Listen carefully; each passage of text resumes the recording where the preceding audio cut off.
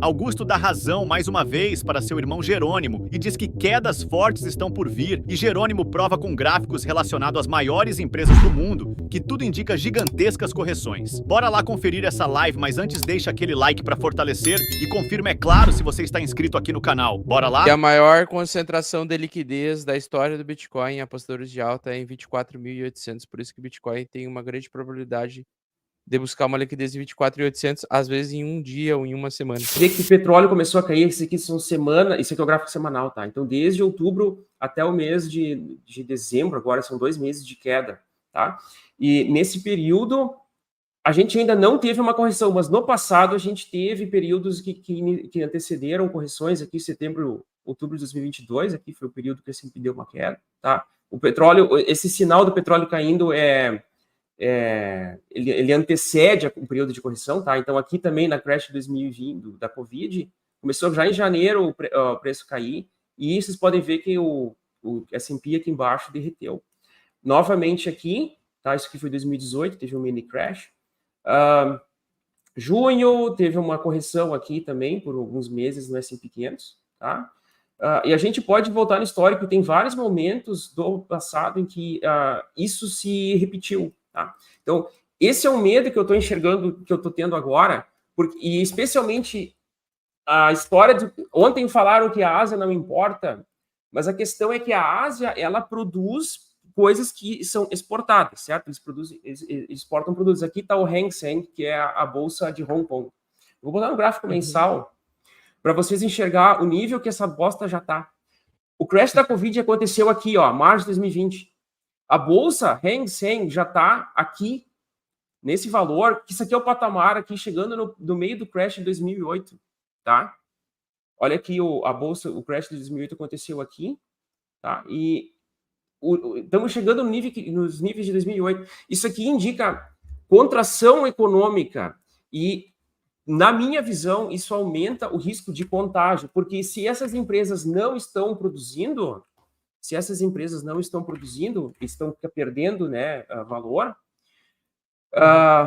Bolsa da China também. Então, quer dizer que não existe consumidor porque eles estão fazendo, entendeu? Então, a recessão é global, a princípio, e quem consumia das empresas que estão nessas bolsas asiáticas está deixando de consumir. Deixa eu só ver aqui. Por que essa porra tá me mostrando essas merdas? Quero ver. Voltou a ficar preto, que beleza. Um pouco menos pior agora. Deixa eu só botar a bolsa da China aqui. O símbolo da bolsa da China é o legal. 0001. Milhões de zeros e um aqui.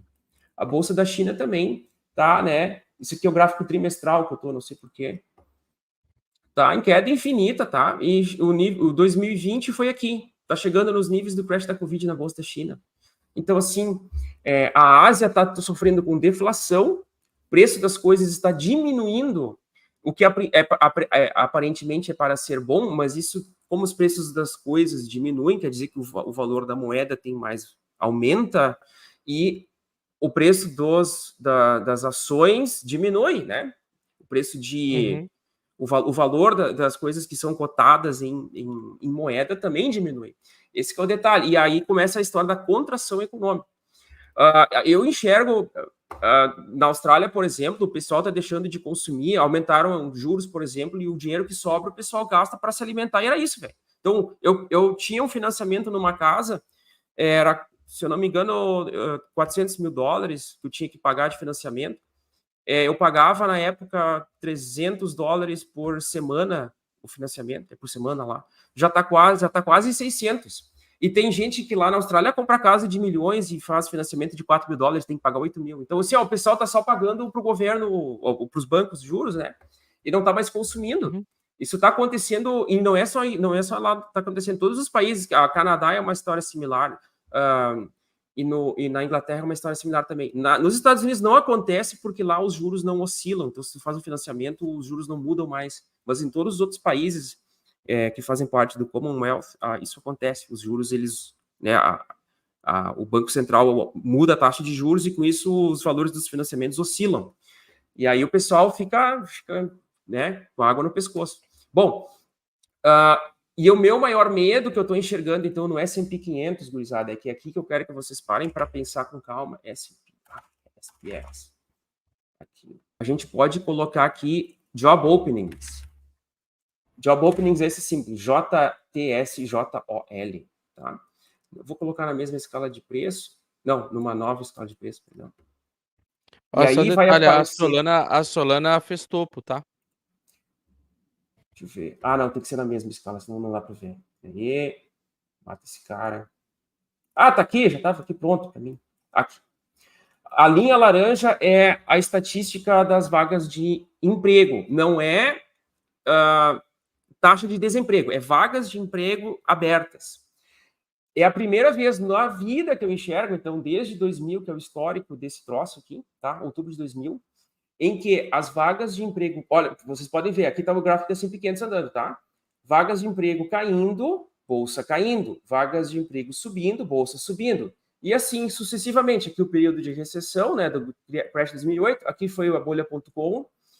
E aqui vagas de emprego subindo, crash da Covid, né? Caiu, deu um mini crash aqui também em 2018. E agora o que a gente está enxergando? Vagas de emprego caindo e a bolsa descolada disso aqui. O detalhe, se tem menos vaga de emprego, a gente pode esperar que aconteçam, que a gente enxergue menos empregos no futuro, né? Não está havendo tanta demanda por funcionários. Então, assim, ó, provavelmente a tal da recessão já está batendo na porta, só que está todo mundo olhando só para o gráfico do S&P 500 e não está ligado que a merda está acontecendo aqui. E eu não duvido, tá, que isso aqui se torne num crash daqueles assim que quebre tudo e começa a dar circuit breaker na bolsa. Nesse tipo de movimentação que a gente viu, como aconteceu na Covid aqui, cara, o Bitcoin conseguiu cair 40% no dia, tá? Sim. Então, assim, se acontecer um movimento maluco assim, eu não espero que aconteça, tá? Mas eu não estou desconsiderando a possibilidade da coisa acontecer, tá? Tem uma outra estatística. Tu tá junto com o Alessio Rastani, então. Talvez. Outra estatística que eu quero mostrar para você aqui é aqui, ó. O SBR é falências, declaração de falências, tá? Vocês podem notar que, em geral, começa, deixa eu ver aqui no ano 2000, para não me perder, não ficar muito feio aqui. Ano 2000. Declaração de abertura de falências aqui, ó. Falências começaram, bolsa caiu, tá? E deu esse pico de falências. Aí começou a parar as falências, aí começou a dar falências começaram aqui, ó, de 2006 para frente, e crise de 2008, tá? E agora o que a gente... E aí, né, parou, não tem mais ninguém falindo, tá todo mundo rico e ninguém mais morre. Só que a gente pode ver aqui falências começando a subir de novo, tá? Então, assim, ó, para mim, sinal de alerta de que pode dar uma merda e uma merda feia, tá? Falências, geralmente quem fale são as empresas pequenas, né? IWM, se vocês abrirem aqui, é o Russell 2000, são as pequenas e médias empresas. E deixa eu tirar agora esse cara da frente. E isso aqui, basicamente, não andou nos últimos meses. Aqui tá, desde junho de 2022, o troço andou de lado, ela não se recuperou, tá? Então, com falências, eu não duvido que a gente enxergue isso aqui caindo de volta para um nível complicado aqui. Isso aqui tá um pouco acima do nível que era antes acima do crash da Covid, tá? Então, assim, cara, pode dar uma zebra aqui. Eu não tô, ainda não estou enxergando sinal de venda nesse gráfico aqui, tá? Sinal de alta no semanal, né? Só que tudo subiu desde outubro para frente. Deixa eu ver no diário, só por curiosidade. Então, eu não tenho uma sinalização de queda aqui ainda, né, nesse IWM, mas eu ficaria de olho, porque quando começarem a aparecer mais falências, isso que pode afetar nesse gráfico e empurrar o mercado para baixo. Ele anda junto com o S&P 500, tá? Outra coisa, outro sinal de perigo no S&P 500, o S&P 500 são apenas 7 ações que estão movendo o índice. Vocês podem abrir o Equal Weight, que é um gráfico do S&P 500, onde todas as ações que participam do índice, eles têm o mesmo peso. Esse gráfico também andou de lado. O S&P 500, ele está só subindo, deixa eu ver aqui, Wait, esse é RSP. Aqui. Esse aqui, ó, vocês podem ver que o S&P 500 também andou de lado desde junho de 2022, não teve tanta alta assim, tá? O troço andou praticamente lateral. Então, assim, ó, antigamente, se eu não me engano, tinha também as 50 maiores ações que moviam o S&P 500, eles chamavam Nifty 50, também era um período perigoso, onde poucas ações concentradas que movem o índice, elas são um ponto de falha, né? Onde pode dar um surto no mercado, porque se uma dessas, por exemplo, uma NVIDIA da vida, começa a corrigir, o índice cai, e o índice caindo, o dinheiro... Hoje em dia, o investimento tradicional está assim, ó, pouca gente, incluindo fundos de investimento, pouca gente coloca dinheiro em ações em específico, muito mais se investe no índice, entendeu? Então, quando se coloca dinheiro no índice, tu está investindo nas 500 maiores empresas e alocando muito mais nessas 7 maiores, que é NVIDIA, Facebook, Google, Amazon. Eu esqueci do resto, cara. Acho que Tesla tem mais 2 aí, não tô mais ligado, tá? E quando começa a cair, Amazon, Facebook, isso. Aí, sabe o que é que eu... Sabe por que isso pode corrigir de um jeito muito forte? Acontece quando essas empresas começam a cair, o S&P tende a corrigir com força. Uma dessas empresas corrigindo, o S&P começa a corrigir com força. Isso começa o efeito manada e o pessoal tira dinheiro do índice. E quando tira o dinheiro do índice, a grande porcentagem do dinheiro que está saindo do índice é a alocação nessas 7 maiores empresas. Então, o movimento de queda é muito brusco. Pode ser muito brusco. A gente viu isso no passado, tá? Na época do Nifty 50, se eu não me engano, era na crise de 2008, isso aí, que eram 50 empresas das 500. Aqui a gente está em 7, está mais concentrado do que nunca. Então, o perigo ainda é maior de que haja um movimento muito, muito brusco que pegue todo mundo no contrapé, tá? Então, tem todos esses poréns aí. Mas voltando para as criptomoedas, ainda, aqui tem um gráfico que mostra o nível de pedidos de falência é o maior nos últimos 13 anos. Então, né, não tá legal, cara. Então, essa história de soft landing, meu amigo, eu acho impossível de acontecer, cara. Eu nunca digo, eu não gosto de dizer impossível, mas a probabilidade é baixíssima, tá? Probabilidade baixa.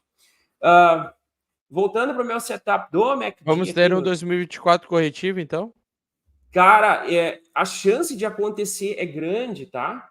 O meu setup do MACD, eu tenho um vídeo no meu canal aqui, ó, se vocês procurarem, ó, explicando o meu setup do MACD no Bitcoin. Isso aqui eu publiquei quando eu cheguei a começar o bull market, faz 2 meses. Foi antes de todo mundo falar que ia subir. Aí eu mostrei como é que funciona aqui. Se vocês quiserem entender, eu publiquei aqui no meu magnífico canal. Meu setup do MACD funciona da seguinte forma, cara. Então, deixa eu botar aqui Bota o Trading View de volta aqui no Bitica. Paciência. Indicador. MACD. Aqui. Então, assim, ó. Como funciona meu setup em breves palavras, tá? Eu uso simplesmente o gráfico semanal de qualquer ativo. E se eu enxergo barras caindo no semanal, quando eu enxergo isso aqui acontecer, uma barra menor que a anterior, isso aqui é um sinal de venda. Ele não está confirmado ainda esse sinal de venda no Bitcoin, porque a semana não terminou. Acabamos de começar a semana aí de trade. Tá? Mas, em geral, quando acontece uma barrinha que nem essa, é progressão de queda. Tá? Isso no semanal. Tá?